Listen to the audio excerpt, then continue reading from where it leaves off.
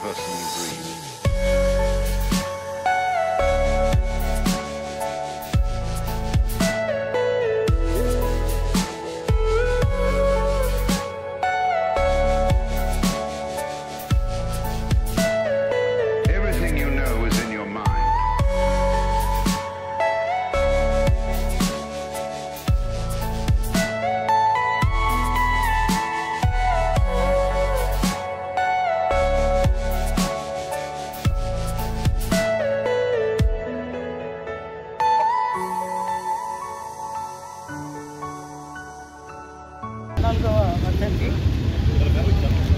అయితే ఈరోజు కొంచెము భావోద్వేగము ఎమోషనల్ అంతా కూడా రోజంతా ఉంటుంది.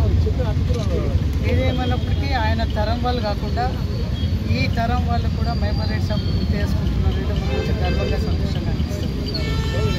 ఎందుకంటే గ్రామాలకు వెళ్ళినప్పుడు ఎక్కడికి పోయినా కానీ ఆయన మైపాల్ రెడ్డి సాబ్ ఈ విధంగా ఉండేవాళ్ళట, ఈ విధంగా ఇమీడియట్ రెస్పాండ్ అవుతున్నట.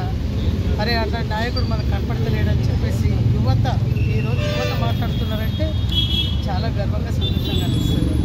కొన్ని సందర్భాల్లో మాకు అంటారు ఏంటంటే, అరే రాజకీయాలు మారినాయి, మీరు కూడా మారాలా, మీరు కూడా మారితేనే ఏమన్నా మనం ముందుకు పోతాం, మీరు ఇంకా అదే దీనిగా సిద్ధాంతంతో పోతే మనకు ఎట్లా మీరు నష్టం జరుగుతుందని చెప్పేసి చాలామంది మాట్లాడతారు.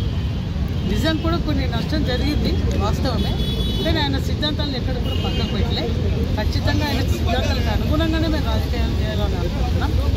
రాజకీయాలు ఎప్పుడు కూడా అప్ అండ్ డౌన్స్ ఉంటాయి, ఒడిదొడుకులు ఉంటాయి. మాకేం కొత్త కాదు, అన్నీ చూస్తూనే నడుస్తున్నాం.